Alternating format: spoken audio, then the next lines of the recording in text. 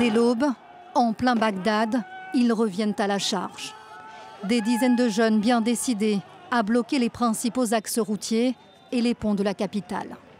Ici, ces cocktails Molotov contre gaz lacrymogène des forces de l'ordre, avec retour à l'envoyeur. Un regain de colère depuis dimanche. Nous voulons des réponses à nos demandes, du travail, la sécurité et nous sentir de vrais citoyens. Il n'y a aucun emploi, pas de bon système d'éducation, pas d'école, il n'y a rien. Quand on a un diplôme, on reste assis à la maison. Les manifestants ont donné jusqu'à ce lundi aux autorités pour satisfaire leurs demandes. Des revendications éclipsées ces dernières semaines par l'escalade des tensions sur le sol irakien entre les États-Unis et l'Iran, les deux principaux parrains du pays. Aujourd'hui, ces jeunes sont de retour et réclament avant tout le renouvellement de la classe politique.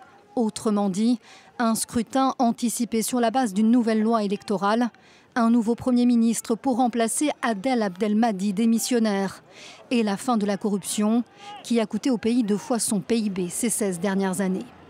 Des manifestants qui ont promis l'escalade avec la crainte d'une nouvelle répression meurtrière. Les forces de sécurité devraient arrêter de nous tirer dessus. Qui sont-ils et que veulent-ils? On est tous irakiens. Pourquoi tuent-ils leurs frères?